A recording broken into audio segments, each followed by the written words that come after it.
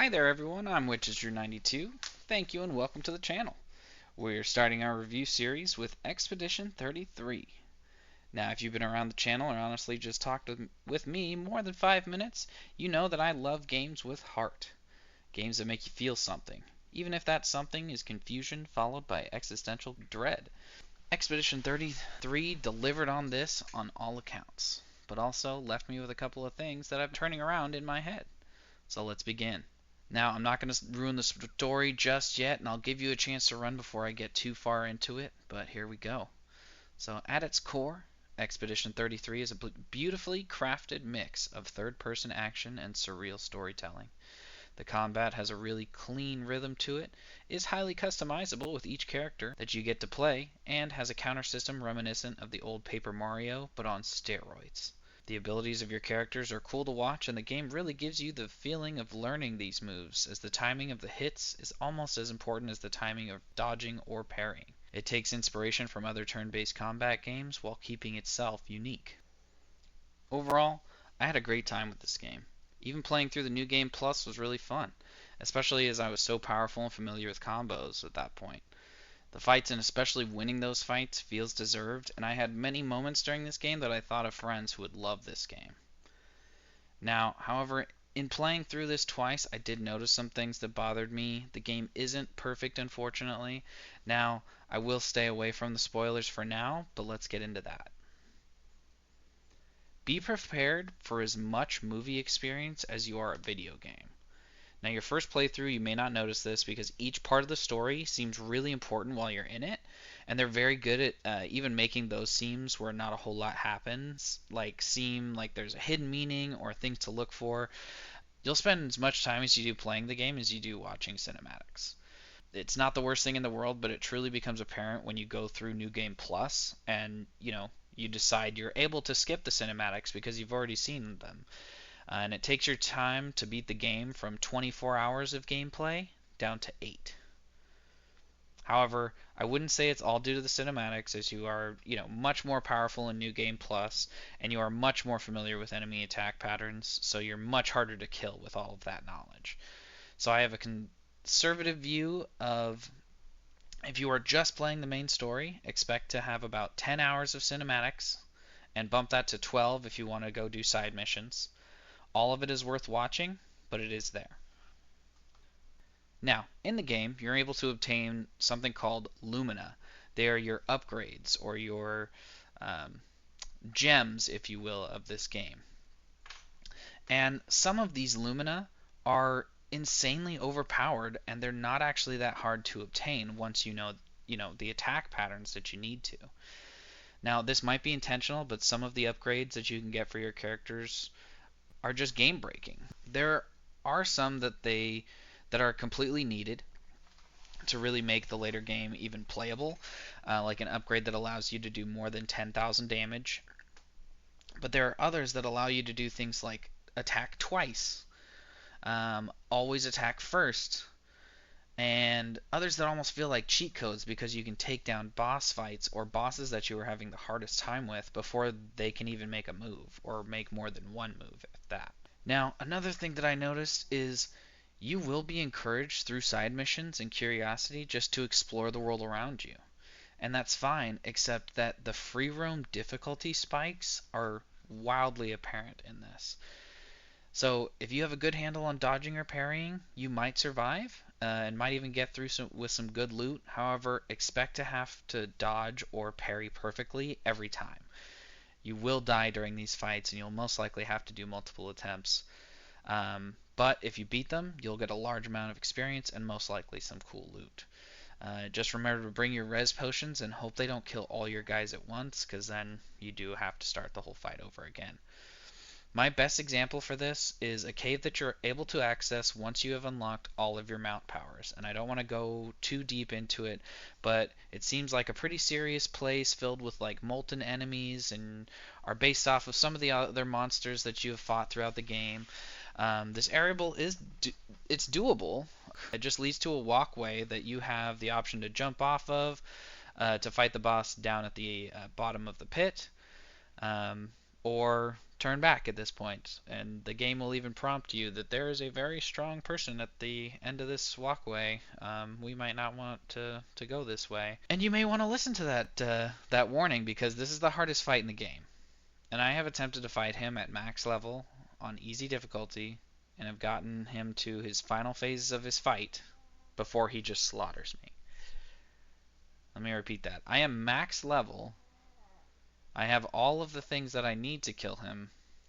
He has 3 phases of a fight and can kill you all in one hit, even at max level. So be prepared. If you go off the beaten path, you may not survive. Now, I also had a very difficult time with the choice that you are made to make in this game. So again, I'm not going to get too far into spoilers, and I'll alert you before I go super deep into them. But I think the theme of this game could be broken down into hard choices. From the world design to the fate of the characters to the final decision, you are constantly asked to weigh cost versus consequence. Not just for the characters, but for yourself. What kind of player are you? What do you value? What are you willing to sacrifice for that version of the right thing?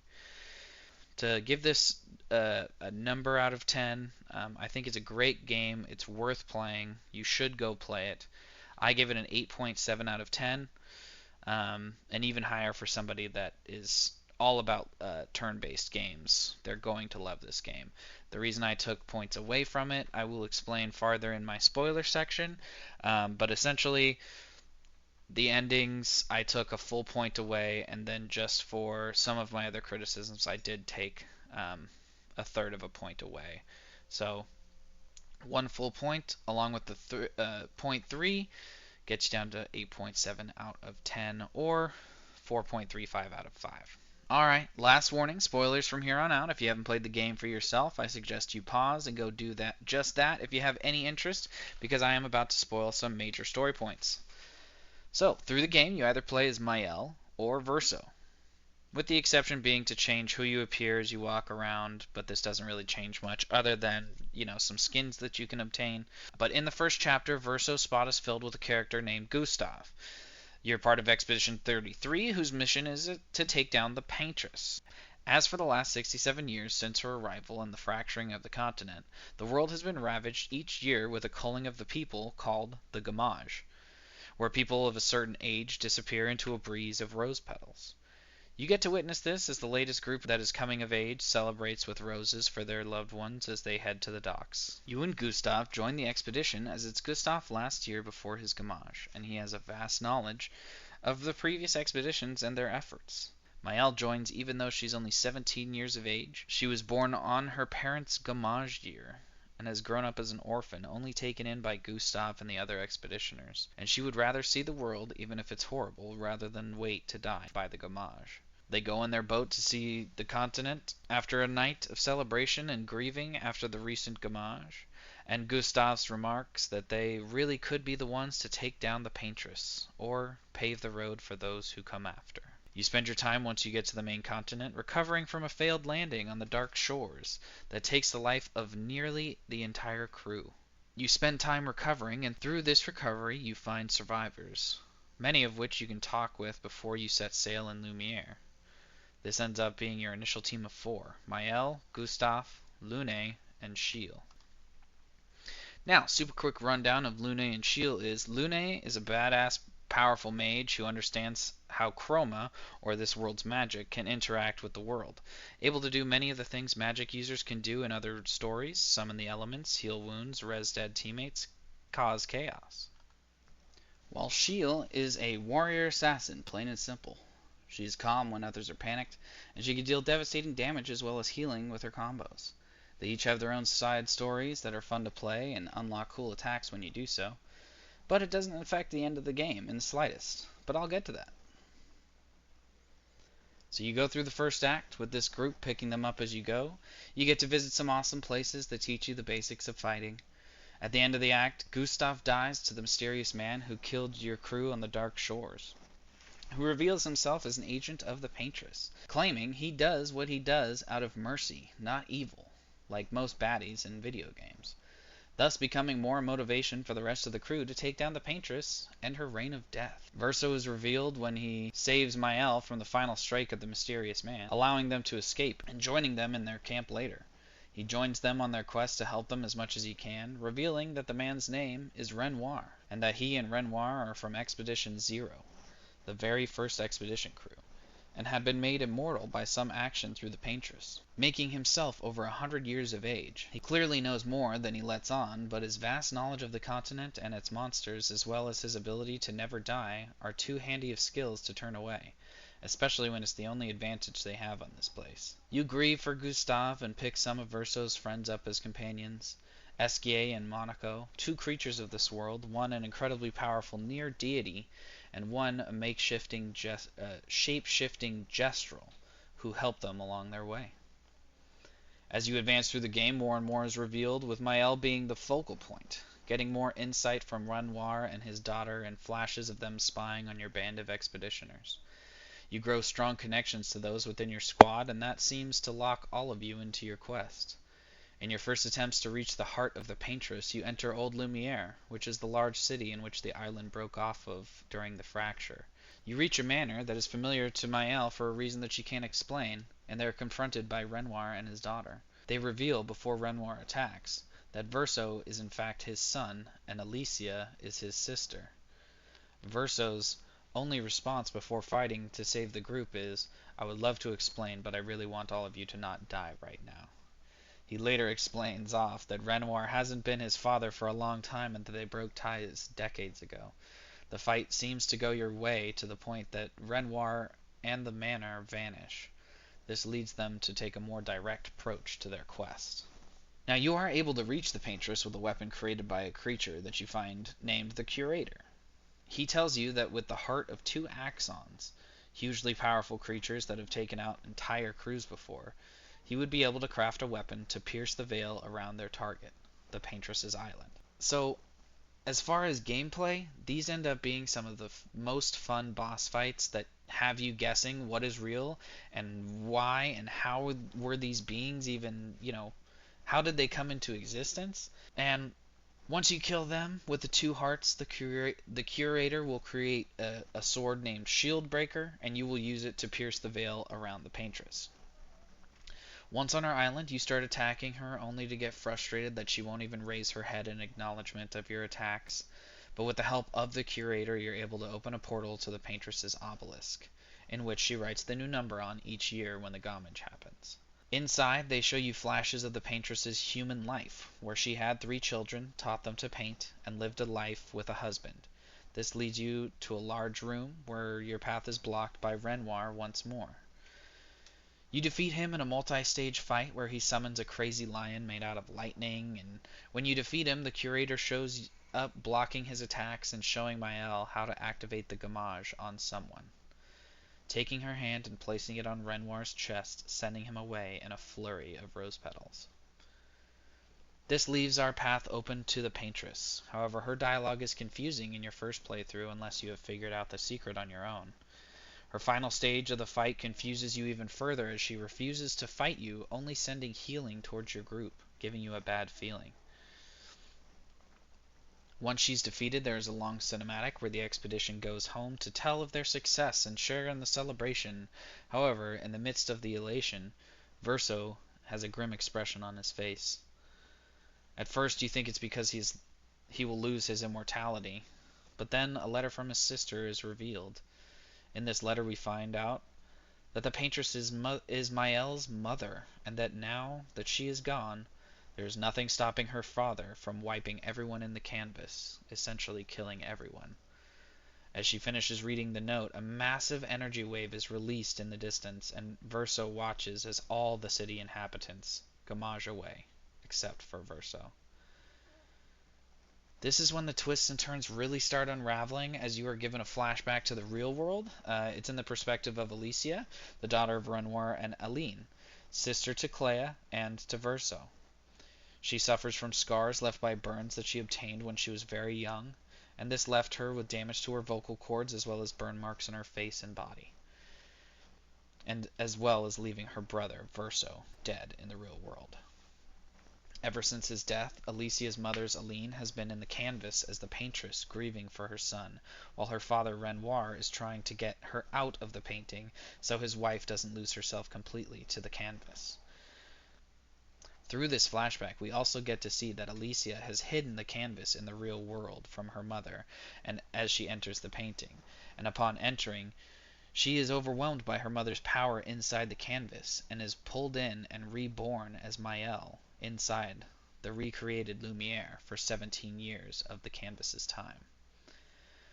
Now, this doesn't seem to be that much time in the real world, as the flashback shows the parents as the same age and with the kind of same amount of gray hair, as well as Alicia hasn't aged past her early years of life. It kind of breaks your brain to think about the differences in time, because the real world and the canvas world, people theorizing that it could be as fast as like 1 minute in the real world is 1 year in the canvas world. All the way to 1 minute equals 1 day. If you want to, calculate that on your own, I got it to mean about 10. It's like 1 day in the canvas world would mean like 10 minutes, because it does seem like more real world time has passed, but also there are things contradicting that. So anyway, this is meant to clear up some of the confusion, as it means that is everyone other than Maëlle, the paintress, and the curator are all creations, made of nothing more than magical paint. Verso's old adventures and Aline's grief. Maëlle is actually Alicia. The paintress is just the imagined version of herself that Aline created, and everything else was either thought up by Aline or preserved from a creation of Verso's. This is further clued inside the monolith of the paintress when you see moments or objects from one of Verso's stories encased in gold, as though to preserve them forever. Alicia/Maëlle enters the canvas after her remembrance of who she really is, to find Verso depressed and waiting for the end. She tells him that she prefers being Maëlle, and now that she hid the painting from her mother and expelled her from it, she intends to convince her father Renoir to help her repair the canvas and then let her stay. However, after fighting Aline for so long and being imprisoned by her while trying to get her out of the painting, he is sure that Aline will find the canvas again and wastes her life inside an illusion rather than moving on from her grief. He explains that is why he must wipe the canvas and allow her to move on from their son's death, and that he doesn't want this canvas to hurt his family any further. Maëlle, now seeing this as her home after her time in the painting and her new life as Maëlle, as well as her treatment outside the canvas from her sister and other family members, as the disfigured, mute girl who everyone blames for the death of Verso, escapes from the destruction and tries to master her powers inside the canvas to fight her father for the life of everyone inside who she loves. In doing so, she brings Lune and Shield back from the Gamage, and with their help they travel to all the dead expeditioners that they can find. As they mentioned earlier in the game, that all the expeditioners that were killed by the monsters on the continent, the chroma or magic of their life force hadn't left their bodies, which was unusual. It's later revealed that all the weird monsters on the continent are creations of Clea, and that they are killing expeditioners in order to trap their chroma and therefore block it from being used by the paintress again. Using the chroma from falling expeditioners, she's able to summon all the souls of the prior expeditioners, and they head back to Lumiere to expel Renoir, aka Papa, from the painting. You fight your way through your beloved town as it is being destroyed by Papa's minions, that are makeshift pieces of the old Lumiere. You find him in a floating courtyard after fighting all the way through the city, and finally have your fight with him. He seems to have the upper hand with the help of his axons, being able to heal after every one of your attacks, when the paintress herself shows back up to help Maëlle, bringing even more desperation to Renoir's fight. When he fails to beat her, he is upset and uses his last bit of energy to open a viewport to the real world to show Maëlle, or Alicia, the physical toll that it was taken on her mother, Aline, to re-enter the canvas so soon after being expelled the way she was, showing her to be extremely sick And Renoir even takes it a step further in saying that the canvas is killing her, and that the information that she gave him while teaching him this power confirms his fears that if she stays in the painting anymore, she could be lost forever. Maëlle explains to Renoir that she just wants to live this life with her friends, and Renoir's only response is, hold tight to them before being expelled to the painting. Side note, I'd like to think that he just leaves the canvas at this point on his own to let his daughter finally make the decision herself, but it does seem just as plausible that after being beat like the others, that he had just been expelled up to this point, and she sent him away, but more gently because this is her actual father. Um, but this is when the real choice of the game happens. For as Maëlle is dealing with the information and her victory, Verso sees his mother, or creator, or both, and can't help himself but walk directly into the portal towards her. In doing so, he's transported to kind of an in-between world that they've shown a couple of times in the game before, but this time it holds just a little boy who is painting on a canvas. He has the same general look as the paintress or Renoir, which is a very pale body with no face, and they seem to be fading away almost. Your intuition tells you that this is the actual part of Verso's soul that keeps these stories alive. And as though to confirm this, the painted Verso walks over to him and tells him that it's time to stop painting. Maëlle interrupts him, telling him that it's dangerous for him to be here, but because of Eline's gift that he can't die. He continues to reach for the boy's hand to take him away from his canvas, and Maëlle stops him with a swipe of her sword. They both draw their weapons, Maëlle ready to protect the world and people she loves, while the painted Verso wants this family to move on from the grief of this world and paint new worlds, even if that comes at the cost of himself and all of his friends. Now, I played both endings, as you can play as Maëlle or you can play as Verso. And I took this long getting to this point so you can understand my point of view for these next issues. If you fight as Verso, when you beat Maëlle, and I believe this to be the good guy ending, you sit with Maëlle as she fades away out of the painting, promising her that everything will be alright, that she can paint more paintings and create new worlds, even better than this one, and have a real life. Maëlle pleads with Verso not to leave her again as she finally fades out of the painting. Sheil and Lune take a long look at him, somewhat pissed, somewhat understanding, before they fade away into nothing. He's comforted by Minoko and Esquier, as they were always aware they were helping him end the painting that trapped him, and they truly loved him after living for so long with him and playing in his stories. He tells them he will miss them as they fade away, and then he returns to the boy at the canvas, offering him his hand after asking him if he is tired and wants to stop, to which the boy shakes his head yes, and they both walk away from the canvas, fading away together. We get a flash of the real world with the Desandre family, technically reunited even though there is very little unity in this scene. They all attend the real Verso's funeral. Clea happy that her family is all in the real world at last and that they are moving past her brother's death, so that she can focus on her real-world war. Aline and Renoir embrace and grieve for their son finally together, and left by herself again is Alicia, who watches as the souls of all those she loved from the world that was destroyed wave to her from the beyond as they fade away for the final time, the image of Maëlle fading away last in a blaze of golden petals as she passes on. Now, if you fight as Maëlle, once you beat Verso, he falls and starts to fade. With his last breaths, he begs for Maëlle to let the boy stop painting and to unwrite him from this painting, that he doesn't want this life. He repeats this as he fades away to nothing.